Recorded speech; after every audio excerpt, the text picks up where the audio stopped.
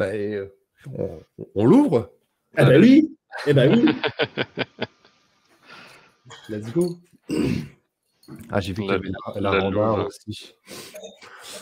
La Louve, tu veux parler un petit peu de l'histoire de la brasserie ou on se réserve ça aussi quand tu commences à ouvrir, quand on commence à déguster? On va tout faire en même temps, avec le décapsuleur qui va bien, forcément. Voilà, vous voyez, voilà. Hop. Oh là là là là là là là là, jusqu'au bout, jusqu'au bout. Oh les goodies, oh les goodies, oh les goodies. Moi, c'est un San Pellegrino. Oh. Ah bah attendez, moi je suis désolé, je reste de... Ouais les gars... Ah. On a Bouboule qui demande si c'est le palais qui est sensible à l'amertume, mais il me semble que c'est plutôt sur la langue, non? Alors oui, c'est sur la langue. D'ailleurs, naturellement, l'être humain fuit l'amertume. C'est un véritable exercice d'apprécier l'amertume d'une bière. Je veux dire que naturellement, on a un réflexe de survie qui fuit l'amertume parce que les plus gros poisons sont amers. Ouais. Sont amers. Okay. Ouais. Sont amers. Donc voilà, Fred, brasseur amateur et chimiste. On a Elsace Beer qui demande si du coup avec les différents houblons et zones de récolte, ta louve alpha change de goût chaque année. Oui, ben elle va changer de goût. Alors c'est subtil parce que comme dit, vu que je termine avec du SATS pour équilibrer justement ce goût, on a effectivement quelques différences d'une année à l'autre. Si toutefois on a une année qui est pluvieuse ou sèche, j'ai eu très peur d'ailleurs sur 2020 parce que on a fait une grosse balade de prospection plusieurs week-ends d'affilée avec ma chérie et on a eu très peur parce qu'on ne trouvait strictement rien. Ah oui, il va se passer quelque chose de grave parce que ma louve va être compromise, ma recette va être compromise.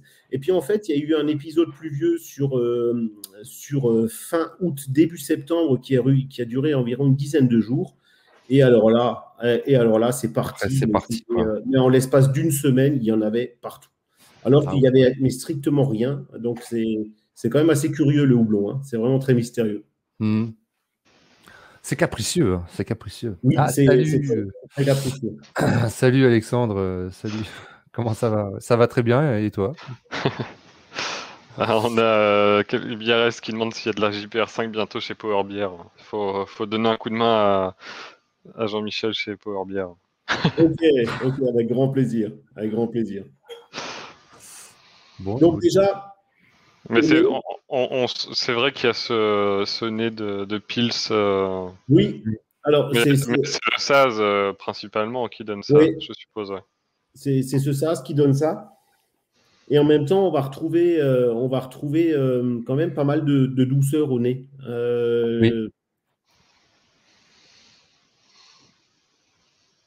Alors, c'est marrant, j'ai un petit peu plus de mousse que toi, Mathieu. Je sais pas, je pense que c'est j'ai peut-être mal versé aussi, peut-être. On a exactement le même lot. Hein. Volontairement, j'ai pris le même lot pour tout le monde, pour qu'il n'y ait surtout pas de différence.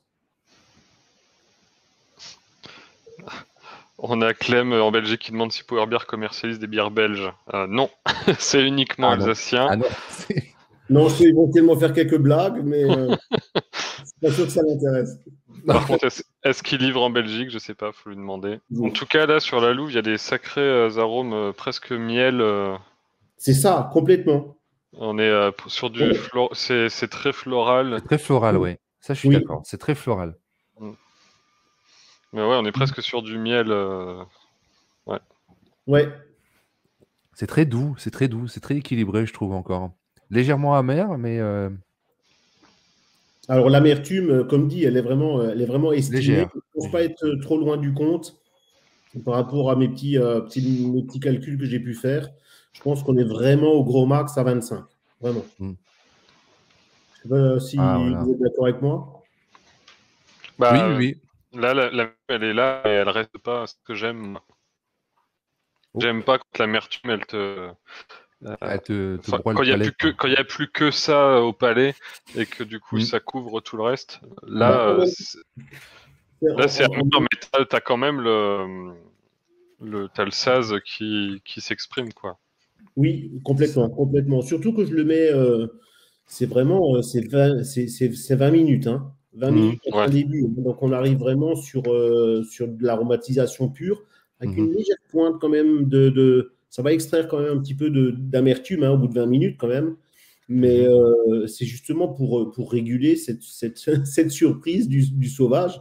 Et puis la conservation, bien évidemment, hein, parce que il faut que derrière, on soit sur quelque chose qui se garde. C'est pas parce que tu fais du sauvage, tu peux faire n'importe quoi, je pense. Il faut faire le sauvage, oui. Voilà. C'est ça. Donc, brasserie. Je ne sais pas si vous le sentez, le blé. Bah, si. On est. Parce que sur le Pure Pils, moi, c'était juste pour éviter l'astringence, pour rééquilibrer un petit peu le tout. Bah, il y a une petite rondeur. Il y a un peu de sucre résiduel encore.